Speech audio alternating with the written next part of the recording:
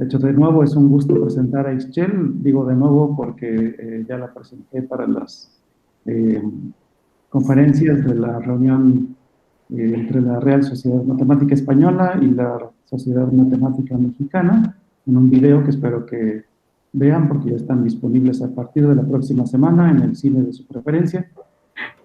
Bueno, Michelle es oaxaqueña, entiendo, ¿no? Sí, se Este, ve que es oaxaqueña. Ajá. requete oaxaqueña y bueno, ha estado un tiempo en España, en la Universidad de Vigo y ahora está en la Universidad de Colima con Andrés Pedrosa, ¿no? Sí, Y bueno, qué bueno que la tenemos aquí, nos va a platicar sobre estructuras conformemente a Einstein y Bach planas. sí, pues bueno, gracias Oscar y gracias a todos por asistir a esta plática. Bien, pues yo con esta plática pues quiero contarles los problemas de investigación con los que empecé a trabajar estos últimos años y en los que trabajo actualmente. Y tienen que ver pues con algunas generalizaciones de lo que son las métricas o las variedades Einstein. Entonces vamos a hablar de las estructuras Einstein conformes y backplanas. Y bueno, entonces para esto dividí esta plática en tres partes. En la primera parte voy a dar pues una introducción al estudio de estas métricas, bueno, a las generalizaciones de las métricas de Einstein. Voy a plantear los objetivos de esta plática, que bueno, que están en concordancia con los objetivos que me planteé en esta línea de investigación. Durante la segunda parte lo que voy a hacer es dar algunos teoremas de clasificación de variedades Einstein conformes sobre estructuras homogéneas en dimensión 4. Y finalmente, pues para terminar esta plática, quisiera hablar sobre algo que se llaman métricas backplanas estrictas. Ya más adelante vamos a ver lo que significa pues estos términos. Bien, entonces, bueno, pues un problema importante en geometría diferencial es el estudio de una estructura riemanniana óptima, en el sentido en que pues estamos buscando que la curvatura de la variedad esté muy bien distribuida, sea pues, haya una métrica bonita, una métrica óptima. Entonces, usualmente lo que se hace es encontrar puntos críticos de ciertos funcionales de la curvatura. Y bueno, a manera de motivación, si nosotros tomamos el funcional curvatura escalar total sobre variedades compactas y nos restringimos a métricas de volumen 1, de volumen constante, los puntos críticos de ese funcional son las métricas Einstein. Entonces, la naturalidad del punto crítico y su simplicidad pues motivan al hecho de que las métricas de Einstein son óptimas. Y bueno, el estudio de estas métricas es un problema abierto hoy en día, y es importante, bueno, su clasificación, su estudio. Entonces vamos a comenzar, pues, recordando lo que es una variedad de Einstein o un espacio Einstein, y pues este es, si el Ricci es un múltiplo de la métrica, donde si la variedad es conexa, pues esta es una constante. En el caso de dimensión 3, estas variedades están caracterizadas por tener curvatura seccional constante, y por lo tanto las variedades Einstein son localmente conformes a métricas planas y bueno, están caracterizadas, son localmente simétricas a la pseudoesfera, a este espacio euclidiano o un espacio hiperbólico donde pues dependen del signo de K y de la asignatura. Son rígidas, ¿no? Y bueno, ¿qué pasa en dimensiones superiores? Esa es la pregunta. Pues resulta que en dimensión 4 existe el primer ejemplo no trivial de una variedad Einstein con curvatura seccional no constante que no es conforme a una métrica plana. Entonces, pues es importante cómo caracterizar estas variedades Einstein en dimensiones superiores. Entonces, y bueno, existen diversas estrategias para construir las métricas de Einstein. La primera de ellas se basa en tomar transformaciones conformes, es decir, tomo una métrica inicial y la rescalo por una transformación conforme, de tal manera que tras ese rescalamiento mi métrica termine siendo de Einstein. Esa sería una de las estrategias. Otra estrategia es vía con la teoría del flujo de Ricci, y lo que hace es trabajar con el flujo de tal manera que éste converja a una métrica de Einstein bajo ciertas condiciones iniciales. Y bueno, entonces en esta plática vamos a ver los dos enfoques. Y vamos a comenzar entonces con las transformaciones conformes primero. Entonces, una variedad se dice Einstein conforme si para cualquier punto existe una vecindad del punto y una función suave, de tal manera que la métrica conforme, tras este rescalamiento, pues termine siendo Einstein. En dimensión 2, toda superficie es Einstein conforme, y en dimensión 3, estas están caracterizadas por ser conformes a métricas planas, o en otras palabras, que el tensor de Schouten, que denoto de esta manera, pues cumple esta propiedad, esta simetría, que se llama Cercodachi. Entonces, bueno, esta dimensión es bastante particular, ¿no? Dimensión 3, porque existe una caracterización tensorial de lo que es la propiedad Einstein conforme. Y bueno, también es interesante caracterizar propiedades por ecuaciones tensoriales.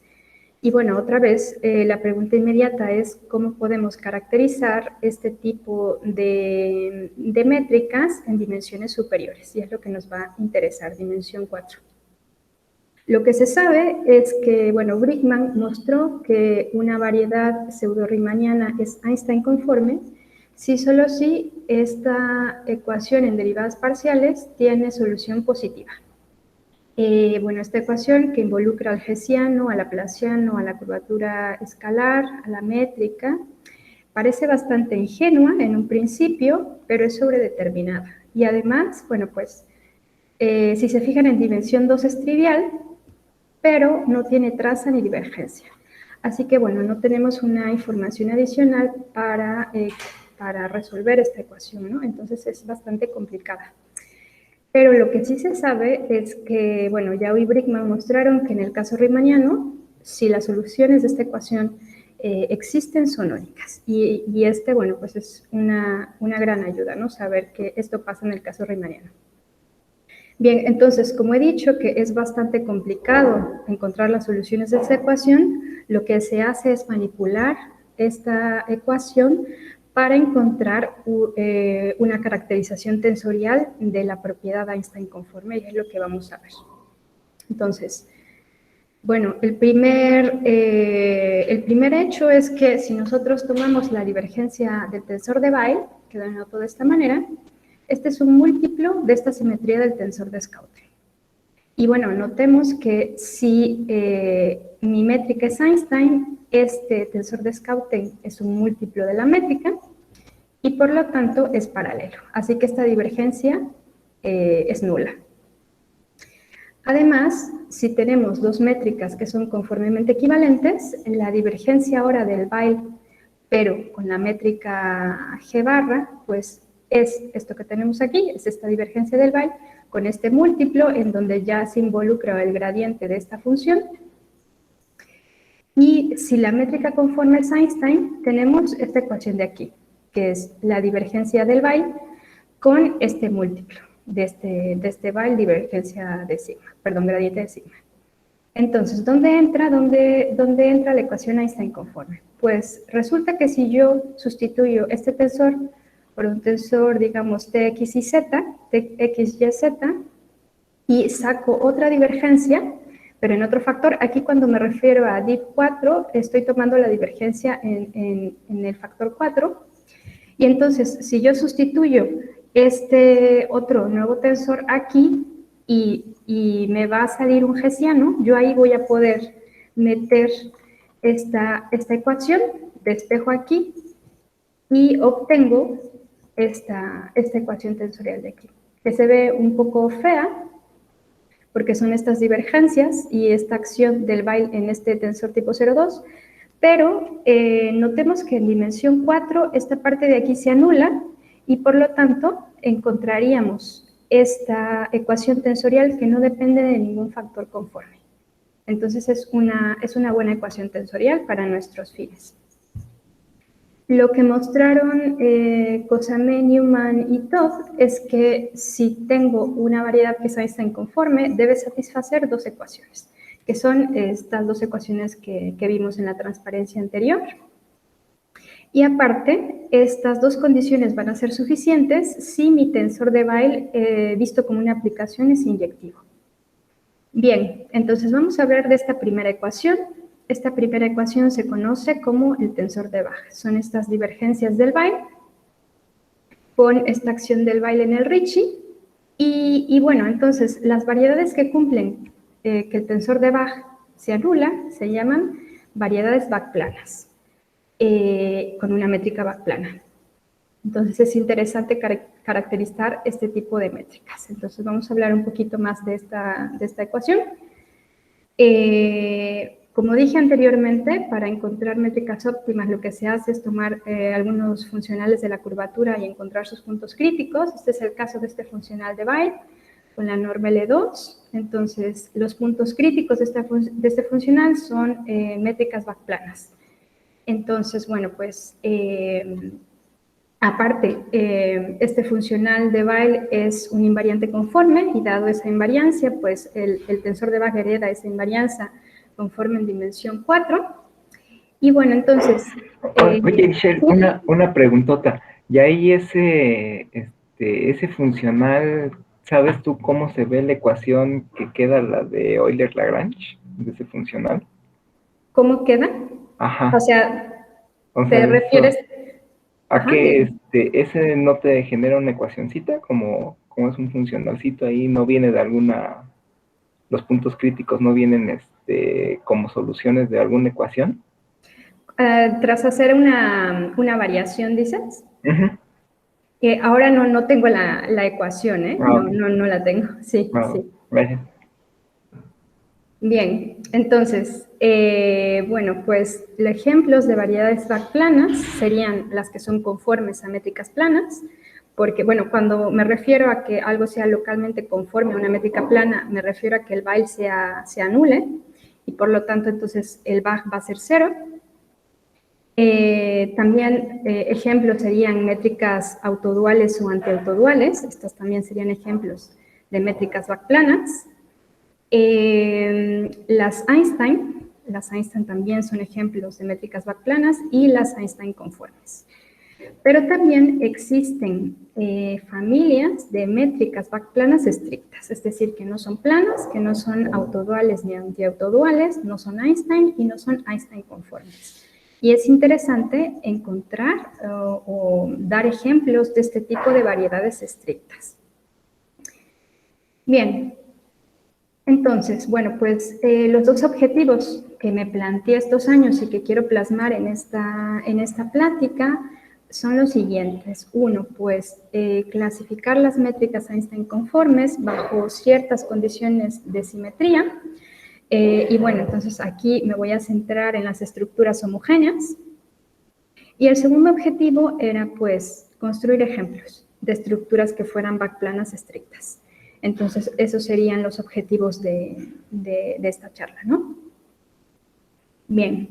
Bueno, entonces, en esta segunda parte de la plática, lo que quiero dar, entonces, es unos teoremas de clasificación de este tipo de estructuras sobre espacios homogéneos.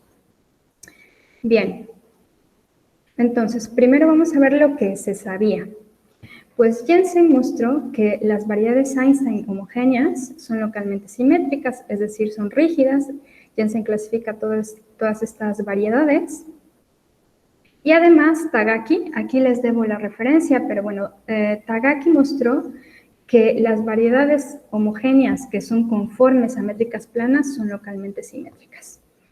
Y por estos dos resultados, lo que mostramos es que las métricas Bach-planas que son localmente simétricas pueden ser Einstein o conformes a métricas planas.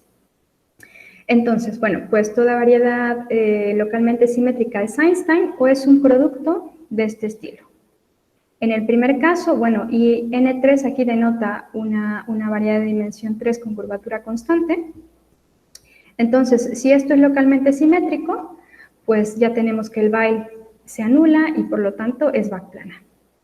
En el segundo caso, aquí lo que se hace es calcular explícitamente el tensor de Bach y ver qué condiciones debe cumplir esta C para que sea backplana, y en ese caso tiene que ser 0, y por lo tanto pues es conforme a una métrica plana. Y en el último caso, nuevamente tendríamos que calcular explícitamente el tensor de Bach y ver qué condiciones deben satisfacer C1 y C2, que son 2. Si C1 es igual a C2, mi variedad es localmente conforme a una métrica plana, y si C1 es igual a menos C2, es Einstein. Entonces, estas métricas, cuando son backplanas y localmente simétricas,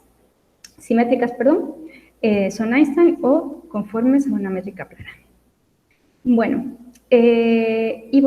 también Avena, Garbiera y Salamon abordaron la existencia de métricas backplanas sobre grupos de Lie, en el caso riemanniano. Entonces, aquí ya teníamos dos problemas más específicos. Uno, que era generalizar el resultado de Jensen y clasificar las variedades Einstein conformes homogéneas de dimensión 4, en el caso riemanniano, primero, y después, bueno, pues ya que sabemos que existen estas métricas backplanas estrictas sobre los grupos de Lie, pues vamos a caracterizar todos, vamos a clasificar todos, ¿no? Entonces, estos son los problemas más específicos. Bien, entonces, para resolver nuestros problemas, lo que recurrimos fue a un resultado de Bérard-Bergerie. Bérard-Bergerie mostró que las variedades homogéneas riemannianas completas y simplemente conexas de dimensión 4, pues son simétricas o son isométricas a un grupo de Lie con una métrica invariante por la izquierda. Y bueno, pues esta lista que da, pues el grupo de Lie, pues son estos productos directos de R con esta doble cubierta de este grupo especial lineal, o este producto directo de R con este grupo unitario especial, o es un grupo de Lie soluble. Y los grupos de Lie soluble se construyen como extensiones semidirectas de grupos de Lie de dimensión 3 con R.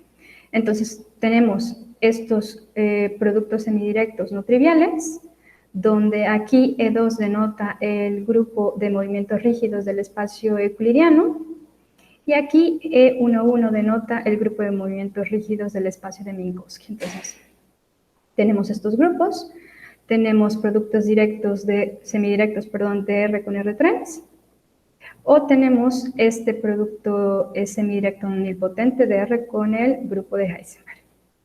Como nosotros estamos interesados en casos no triviales, es decir, aquí sabíamos que en el caso de que fuera simétrico, pues mi backplano era Einstein o conforme a métricas planas, entonces nos vamos a restringir a estudiar esta lista que nos dio Bérard-Bergerie y estudiar las condiciones Einstein conformes para esta lista, ¿no? Para estos casos, para estos 5 casos. Y es lo que hicimos.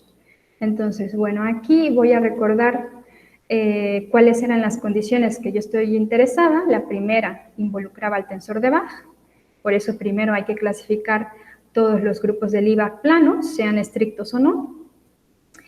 Tras investigar esto, entonces ya tenemos que trabajar con estas divergencias y sí tenemos que encontrar un factor conforme por ahí.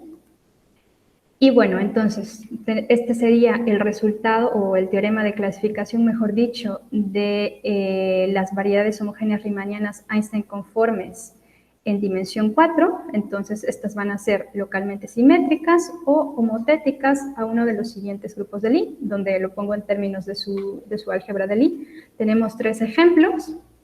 El primer ejemplo vive en este producto directo de esta álgebra de Lie abeliana con R. Entonces tenemos esta estructura de álgebra de Lie, donde es una familia unoparamétrica de métricas Einstein conformes. El segundo caso estaría aquí en este grupo de Heisenberg con este producto semidirecto con R, también es una familia unoparamétrica. Y el último caso también está en esta álgebra de Lie abeliana. Entonces, cuando hicimos esta clasificación, tenemos que trabajar paralelamente con 2 estructuras. Una estructura de grupo, en donde trabajamos vía isomorfismos y con las derivaciones del álgebra. Entonces, es importante aquí decir que como grupos no son isomorfos, a pesar de que este ejemplo vive también en la misma álgebra de Lie, como grupos no son isomorfos. Y cuando trabajamos con la estructura de una métrica riemanniana, tenemos que trabajar con homotecias y con clases conformes. Entonces, estos ejemplos también no son homotéticos entre ellos. Entonces, este sería nuestro teorema de clasificación en el caso de las variedades homogéneas riemannianas Einstein conformes de dimensión 4 sobre grupos de Lie. Aquí pongo la expresión en coordenadas. Este sería el primer caso. Y aquí muestro quién es la métrica conforme. Esta resulta ser una métrica Ricci plana, donde el factor conforme viene dado por esto que está aquí. Como estructura de grupo, este grupo es conforme Keller y opuesto Keller. Tiene las dos estructuras. Y la métrica Keller, es un producto de este estilo, donde N es un producto deformado. Ese sería, digamos, que la geometría subyacente del primer caso. En el segundo caso, recordemos que estaba en el álgebra de Lie del grupo de Heisenberg. Entonces, la métrica conforme también en este caso es Ricci plana, este sería el factor conforme, y en este caso la métrica conforme es antiautodual. Además, bueno, pues la estructura del grupo es conforme opuesto Keller, y en el último caso, este sería la métrica en coordenadas. Es también la métrica conforme Ricci plana, y además, como grupo, tiene una estructura deformada múltiple, y sería este estilo. Entonces, hemos encontrado la clasificación algebraica dada por la álgebra de Lie, ¿no? La estructura de la álgebra de Lie, y también dimos la clasificación, o más bien las propiedades geométricas de cada uno de estos ejemplos, que serían estos que muestro con esta transparencia. Y bien, entonces, ya que clasificamos los Einstein conformes, también estábamos interesados en clasificar las backplanas estrictas. Y al hacer esta clasificación, pues nos han salido, o bueno, existen únicamente dos ejemplos. Son estos puntos fijos que tenemos aquí. Entonces, estas son las únicas variedades homogéneas backplanas estrictas sobre los grupos de Lie, de dimensión 4. Tenemos estos dos puntos fijos que viven aquí en estos productos semidirectos del álgebra de Poincaré y en este álgebra de Heisenberg. Y bueno, había comentado que Avena, Garbiera y Salomon habían probado su existencia, pero no los habían clasificado, y resulta que tras el análisis de estos grupos, pues resulta que son los únicos. No hay más, son los únicos ejemplos. Y bueno, este sería entonces el teorema de clasificación de los backplanos estrictos. Bien, ahora pues la pregunta inmediata sería, ya que clasificaste este tipo de estructuras en el caso riemanniano, ¿qué pasa con el caso pseudo-riemanniano, ¿no? Esa es una pregunta natural. Y bueno, decir que este caso es mucho más complejo. Y uno de los grandes problemas en signatura lorentziana o signatura neutra es que, bueno, pues yo tengo mi variedad que la puedo caracterizar como este cociente, una variedad homogénea que la puedo caracterizar como este cociente G por H, donde G pues es el grupo de Lie, y es un grupo de Lie, y H es un subgrupo cerrado de Lie. Y bueno, G está actuando en la variedad. Yo puedo asociar una métrica invariante y puedo asociar una álgebra de Lie a G, una subálgebra de Lie a H, y resulta que yo puedo realizar el álgebra de Lie G como una suma directa del álgebra de Lie H con un subespacio invariante que puedo dotar de un producto escalar, invariante bajo la acción con H. Entonces yo tengo esta descomposición del álgebra de Lie G como suma directa llamamos el álgebra del IH con un R, ¿no? Entonces, esa descomposición se llama reductiva.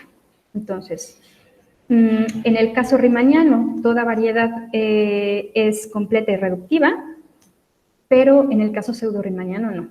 En dimensiones 2 y 3 son reductivas, pero en mayores dimensiones no necesariamente. ¿Qué quiero decir con esto? Pues que la propiedad de ser reductiva no es una propiedad intrínseca, geométrica intrínseca de la variedad, sino como espacio cociente, ¿no?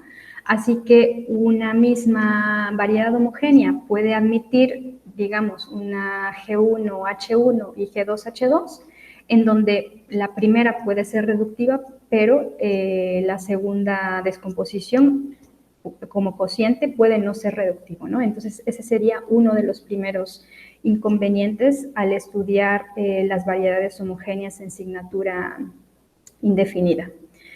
Y entonces lo que nosotros hicimos fue clasificar las variedades Einstein conformes homogéneas para el caso no reductivo.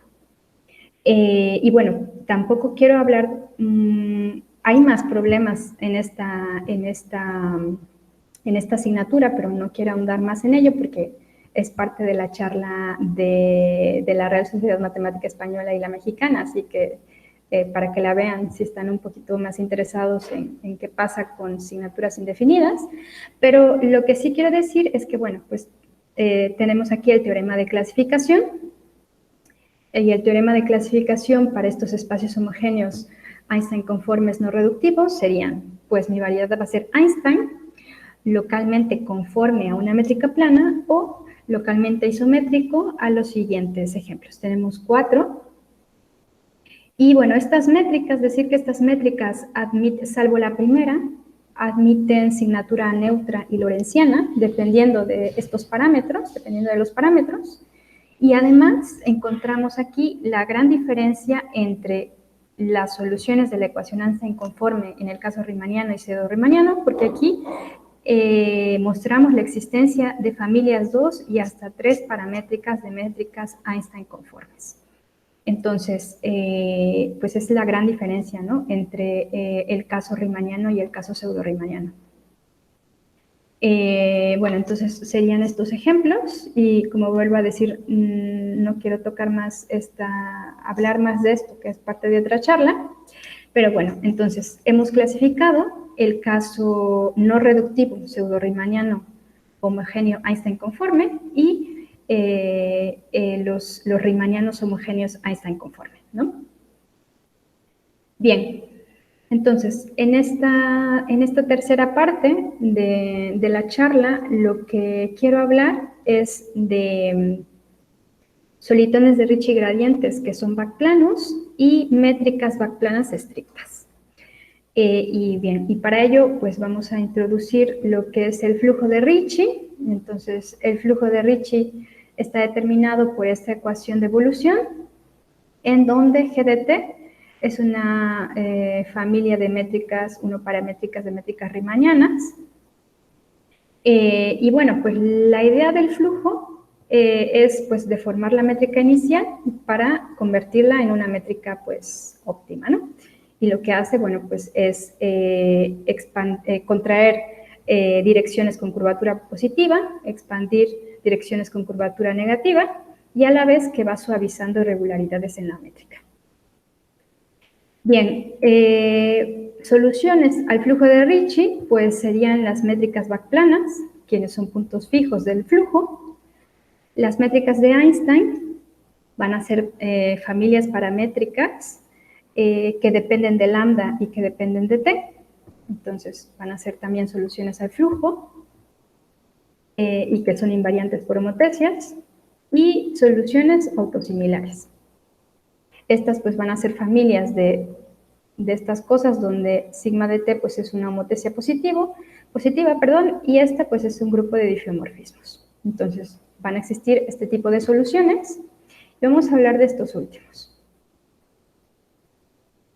Bien, si yo tengo una variedad pseudo-riemanniana y un campo de vectores que satisface esta ecuación, la derivada del i en esta dirección de este campo de vectores, más el Ricci es un múltiplo de la métrica, pues yo le voy a llamar a esto un solitón de Ricci.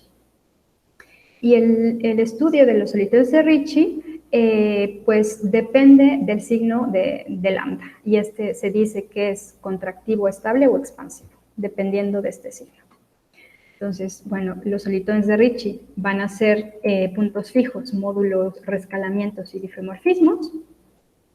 Y además, si yo considero a este campo de vectores que sea un gradiente, este se va a llamar un solitón de Ricci gradiente, que satisface esta ecuación, donde f se le llama la función potencial. Notar aquí que si la función es constante, entonces esto es trivial y tenemos la condición de ser Einstein.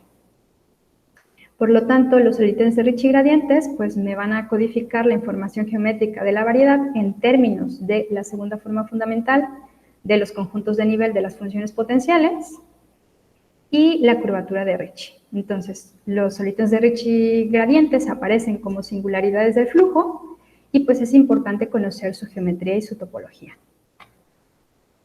Bien, entonces, ¿qué se sabe de los solitones de Ricci gradientes? Entonces, Fernández López y García Río mostraron que los solitones de Ricci gradientes que son conforme planos, en el caso riemanniano, son localmente productos deformados. Y pues, como diversas investigaciones, encontraron que los solitones de Ricci gradientes que son conforme planos, en el caso completo, se pueden caracterizar por estos que tenemos aquí, en el caso contractivo y estable.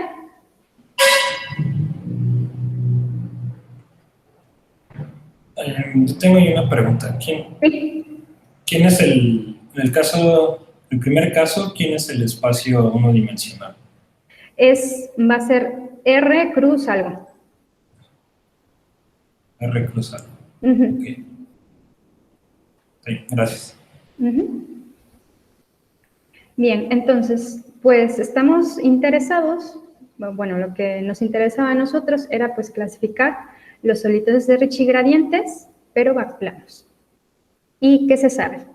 Pues Cao y esta gente mostró que los solitones de Ricci gradientes backplanos completos, en el caso contractivo y estable, son localmente conforme planos, en ambos casos. Y además, Chen y Wang mostraron que los solitones de Ricci gradientes, esto de aquí, que lo traduciríamos como semiconformemente planos, quiere decir que son autoduales o antiautoduales, también son conforme planos, en el caso riemanniano. Y bueno, el estudio geométrico de estos solitones de Ricci gradientes involucra la anulación de un tensor, que es este tensor que tenemos aquí. Y es bastante curioso que este tensor es el que aparece en la segunda condición, que debe satisfacer una variedad que sea Einstein conforme. Es el mismo, aquí está escrito de otra manera, pero es el mismo. Entonces aparece también este tensor en el estudio de estos solitones de Ricci gradientes. Y bueno, entonces esto en cuanto al caso riemanniano. Entonces, ¿qué pasa en otras asignaturas? Pues se han hecho construcciones para investigar los solitones de Ricci gradientes en el caso de asignatura neutra, que es lo que les voy a hablar ahora. Y para hablar de estas construcciones tengo que introducir pues, lo que son las extensiones de Riemann. Y bueno, estas extensiones de Riemann son clases especiales de métricas definidos sobre el fibrado cotangente de superficies afines. Entonces, yo voy a considerar una superficie afín y su fibrado cotangente, y entonces puedo definir una función real valuada de esta manera, donde P es un punto en la variedad y omega está aquí, en ese punto. Y voy a definir un levantamiento completo de este campo de vectores en el fibrado, de tal manera que pues, el levantamiento completo va a estar determinado por las evaluaciones de estos campos de tensores. Y entonces, para cualquier campo de tensores ahora, 1, 1, en la variedad, su evaluación va a estar dada por esto que tengo aquí. Entonces, los campos de tensores van a estar determinados sobre levantamientos completos a campos de vectores. Entonces, si yo considero una variedad afín y una conexión sin torsión, vamos a definir lo que es una extensión de Riemann, que va a ser una métrica con signatura neutra, definida de esta manera, donde XC y YC van a ser los levantamientos completos de estos campos de vectores. Bien, entonces, ¿qué es lo bonito de trabajar con las extensiones de Riemann? Pues que yo puedo resolver problemas de geometría pseudo-riemanniana usando herramientas de geometría afín y viceversa. Es como ese link de pasar de geometría afín a geometría pseudo-riemanniana. Y entonces, con estas construcciones fueron que se caracterizaron los solitones de Ricci gradientes de signatura neutra. Entonces, bueno, pues Brosos Vázquez y García Río caracterizan los solitones de Ricci gradientes autoduales, que son estables, y estos están descritos mediante esta ecuación afín. Bueno, aquí, bueno, pi es la proyección, h es una función que va de la variedad a los reales, y f sería una función que va del fibrado a los reales. Y bueno, además, hablar un poco de esta notación, recordamos que era la conexión sin torsión, y aquí este ρs significa que, bueno, pues en el caso de las superficies afines, y aparte porque el Ricci no necesariamente es simétrico, pues el Ricci determina la curvatura completamente de la variedad, de la superficie afín, ¿no? Entonces hay que distinguir entre la parte simétrica y antisimétrica del Ricci, y por eso aparece este ds, que sería la parte simétrica del Ricci. Entonces, bueno, pues estos solitones de Ricci gradientes autoduales estables van a estar caracterizados por esta ecuación afín. Recordemos que estamos en signatura neutra. Y entonces, bueno, esto es lo que hacen Brosos Vázquez y García Río. ¿Qué es lo que hacemos nosotros? Pues perturbar esa métrica. Ahora, voy a considerar nuevamente mi variedad afín con una conexión sin torsión. Voy a meterle ahora un campo de tensores tipo 0,2 simétrico. Este T es el que ya tenía antes. Voy a seguir teniendo una extensión de Riemann, una métrica con signatura neutra, pero ahora mi métrica va a ser esto. Esto es en coordenadas, que, bueno, se ve un poco feo, pero básicamente, pues, es este producto simétrico de estas evaluaciones del T. Esta GD es la que habíamos definido aquí, y un pullback. Entonces, esta métrica va a estar definida globalmente. Y, bueno, los teoremas que siguen, voy a usar esta métrica para los fines que quiero. Bien, entonces el primer teorema que probamos es que ahora, si yo considero una superficie afín con una conexión sin torsión, tengo un campo de tensores paralelo, y me tomo 1, 1, y me tomo un campo de tensores simétrico arbitrario, entonces mi variedad va a ser backplana si solo si este tensor es un múltiplo de la métrica o nilpotente en 2 pasos.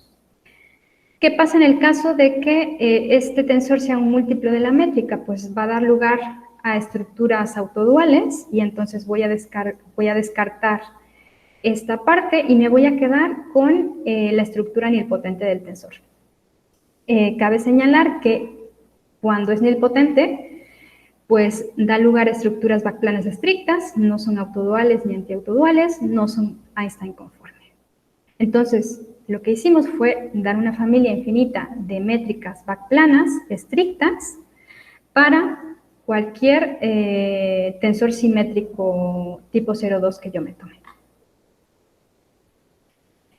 Bien, ¿qué pasa ahora en el caso de los solitones de Ricci gradientes? Pues aprovechamos la estructura nilpotente del tensor T, y ahora vamos a llamar a este nuevo tensor phi barra, y resulta que para cualquier función que yo me tome en la variedad, una función suave, esto de aquí va a ser un solitón de Ricci gradiente backplano, si solo si satisface estas dos condiciones, que involucran, claro, esta ecuación afín y esto de aquí.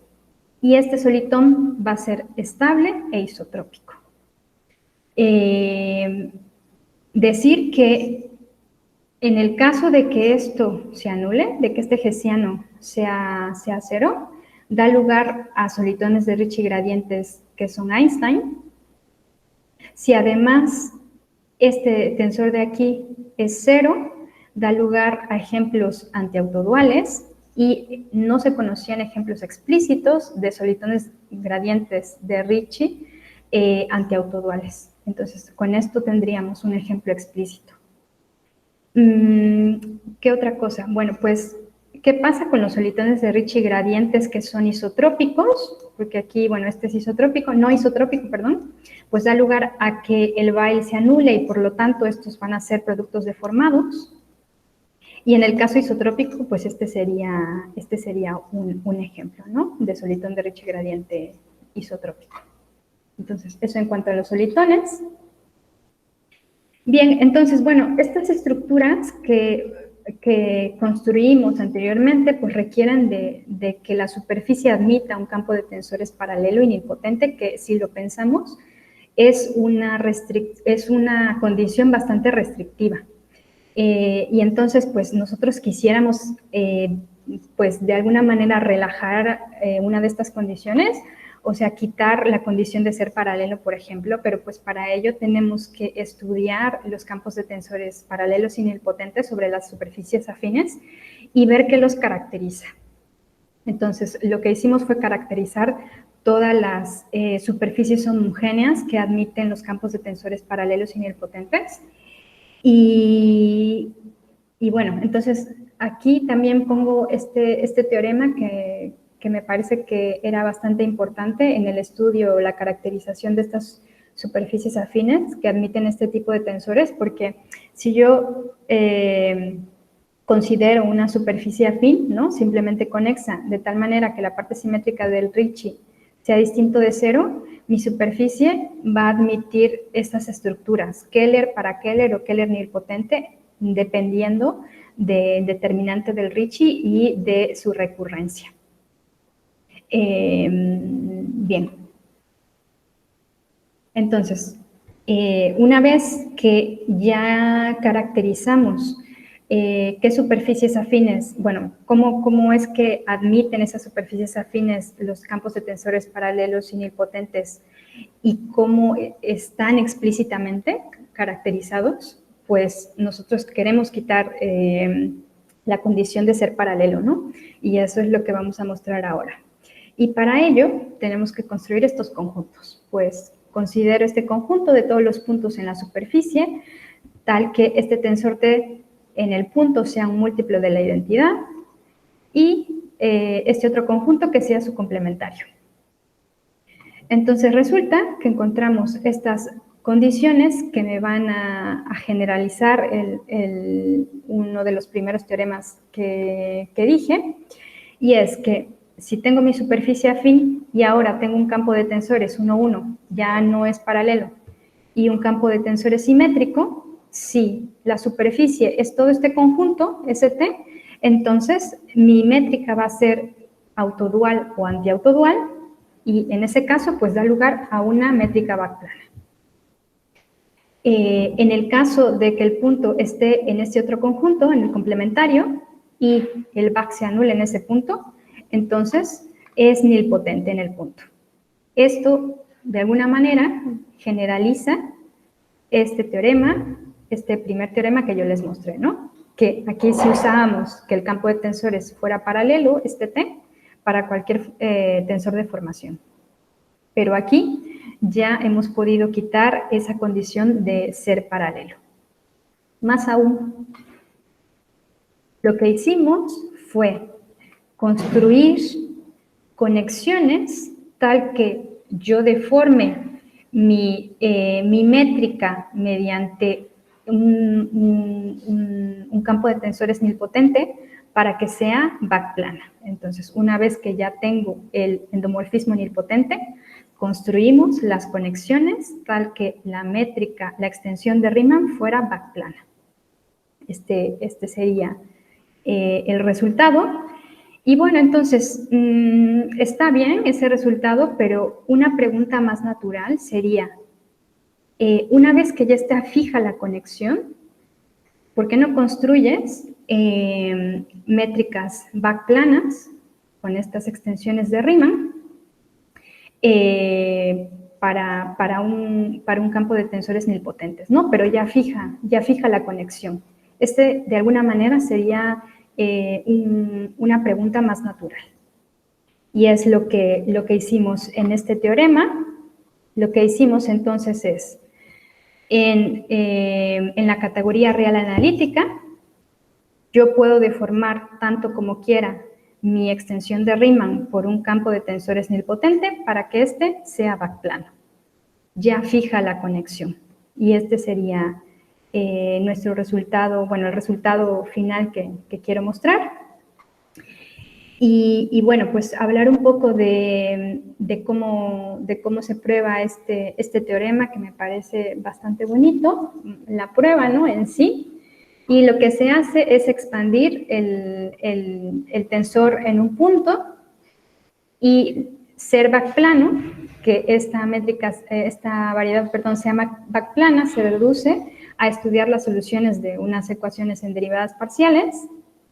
El problema es que estas ecuaciones, pues, no son muy bonitas, ¿no? Aquí muestro lo que teníamos que resolver, pero, pues, hay un teorema muy bonito de análisis, que es el teorema de Cauchy-Kovalevskaya o Cauchy-Kovalevsky, y entonces nosotros usamos este teorema para poder encontrar estas soluciones, porque este teorema me garantiza... Son puras de orden 1 entonces, ¿verdad?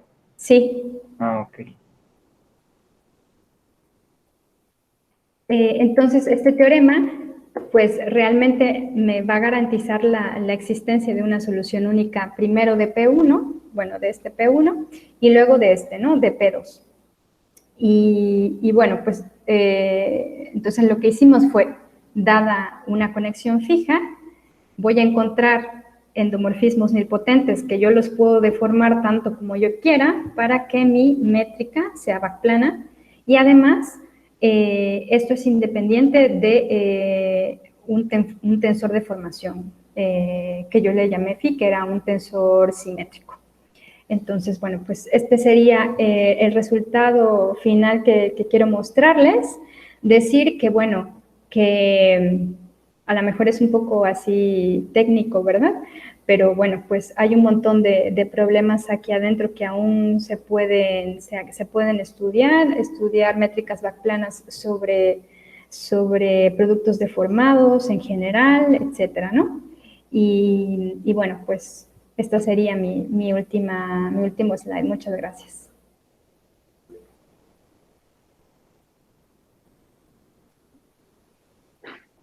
Bueno, entonces aprovechamos ahí.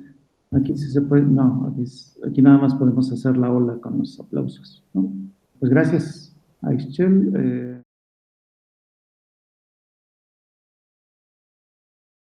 ¿Preguntas del respetable?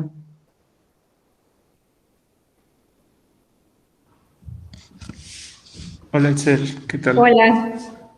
Bueno, muchas gracias por tu plática, estuvo muy bonita. Yo te quería preguntar, Sí. la Ahí me están viendo ecuación... doble, ¿verdad? No, Ahora ya no, ¿no? bueno. Sí, dime.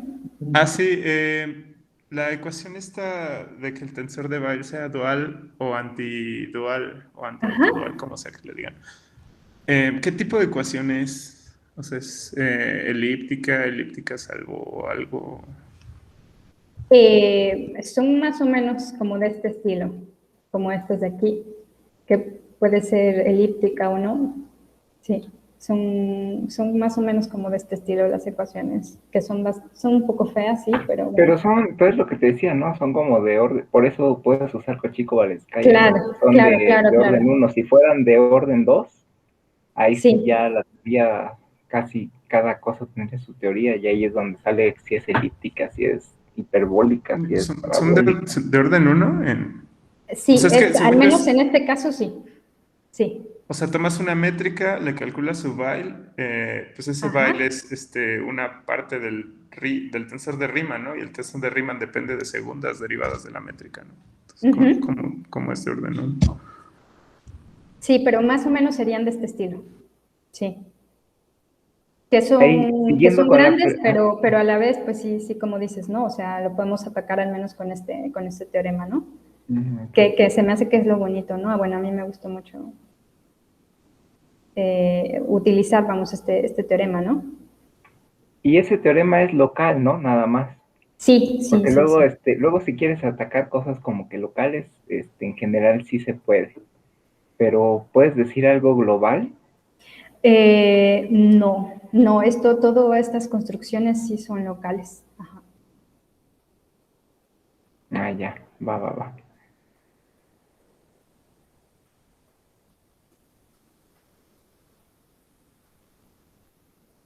¿Qué más? ¿Quién dijo yo? Y entonces hay algo así como un espacio móduli de métricas que satisface, bueno, que son Weil autoduales, o como sea que se llame en la literatura. Eso sí no lo sé, ¿eh? No sabría contestarte esa pregunta, Raúl.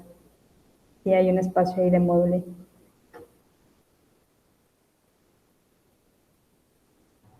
¿Hola? Sí, Y porque una, sí, como que las ecuaciones, pues no sé, al menos tienen los mismos, involucran algunas cosas similares a las ecuaciones de instantones, ¿no? Y ahí sí hay espacios móduli y Vale. puedes calcular la dimensión y hacer varias cosas, ¿no?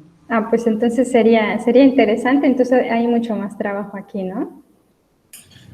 Sí. Raúl, sí se puede hacer, pero pues tienes que ubicar todos los difeomorfismos que te están preservando esas ecuaciones y así, y ver que Sí, sí, subgrupo es que cómo se encaja, o sea, que subgrupo está generando en el grupo de difeomorfismos. Entonces, pues en teoría se puede.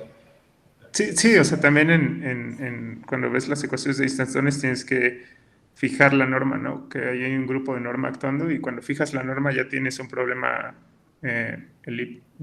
elíptico y ya puedes, ahora sí ya usar como la teoría elíptica para pues, todo lo que necesitas, ¿no? Encontrar la dimensión de los espacios y teoremas de compacidad y bla, bla, bla, ¿no? Sí, pues Supongo que algo parecido, pues. sí, es igual. Aquí tienes un poco más de flexibilidad, ¿no? Entonces también tienes que tomar eso en cuenta, pero debe ser más o menos igual.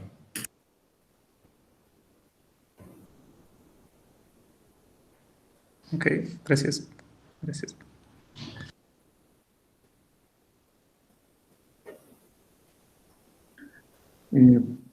Bueno, en lo que se les ocurren más preguntas, también, bueno, estábamos platicando con Ixchel que pues una de las intenciones es que como ella estuvo un rato en España y ahora pues regresa a México, pues entre en contacto con varias personas del medio matemático, geométrico, y así, ¿no? Entonces, pues qué bueno que eh, este, Sí, hay varios problemas abiertos en esta dirección, como yo creo que le comentaba a Oscar, ¿no? A lo mejor en el caso de las estructuras homogéneas, relajar esta homogeneidad y intentar relajarla, ¿no? Y estudiar pues como homogeneidad de otro estilo. Seguir, bueno, lo que estamos haciendo ahora actualmente es clasificar los homogéneos que son Einstein conformes, pero en el caso lorentziano, que allí las formas de Jordan son muchísimo más complicadas. Y bueno, esperamos tener ese resultado pronto, pero bueno, pues que hay bastante trabajo que puede seguir en esta línea, ¿no? En el caso de las extensiones de Riemann, pues no sé, construir estas métricas, ya vuelvo a repetir, con productos deformados y ver cuáles son backplanas, estudiar los soluciones de Ricci gradientes en el caso lorentziano, que ahí no hay muchos resultados, ¿no? Estos que les hablé son sobre asignatura neutra. oye, ahí en el caso lorentziano es la ecuación que te sale, está decente o está horrible o porque sería Las estructuras homogéneas. ajá, sí, tu flujo, el equivalente a lo que sería como flujo de Ricci, porque En ahora ya el, tendrías al mismo tiempo algo parabólico, pero también los operadores otros son hiperbólicos al mismo tiempo y está medio feo, ¿no? en el caso de las extensiones de Riemann no hemos atacado ese problema. el caso con Lorentziano, entonces no sé cómo aparecen. Yo me refería al caso homogéneo, a la primera parte de la que yo hablé, que también en el caso Lorentziano, a ver, porque por ejemplo, el Bach, en el caso homogéneo, pues son polinomios. Digamos que los coeficientes del tensor de Bach, bueno, es una matriz, ¿no? 4x4, en donde los coeficientes son polinomios en las constantes de estructura del álgebra de Lie, pero son polinomios de grado 4 que dependen de muchas variables, ¿no? Dependen de la estructura del álgebra, de la derivación del álgebra. Y en el caso lorentziano, la forma de Jordan pues puede admitir muchas formas y eso da lugar a unas ecuaciones que son bastante espantosas, que dependen de 7, 8 parámetros, ¿no? Que la derivación depende de todos esos parámetros que se va a heredar a la hora de calcular el tensor de Bach. Y entonces, pues lo que hay que hacer es atacar la derivación y tratar de reducir lo mayor que se pueda para poder comerse variables y poder abordar ese tipo de ecuaciones, ¿no? Que en principio dices, bueno, pues son polinomios y que puede ser muy fácil, pero no. Y en el caso de las extensiones de Riemann, en el caso lorentziano, no me he metido en el caso lorentziano, no sé cómo aparezcan, pero yo supongo que bastante complejos también, así como en el primer caso, sí. Gracias. De nada.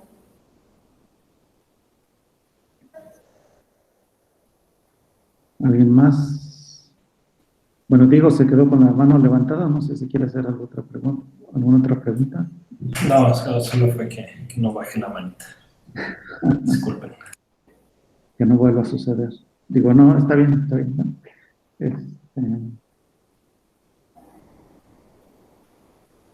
Bueno, pues si no hay más preguntas por el momento, ahora sí, Diego, otra vez puedes levantar tu manita así como haciendo la ola, ¿no? Regresa Michelle y bueno. No, gracias a ustedes.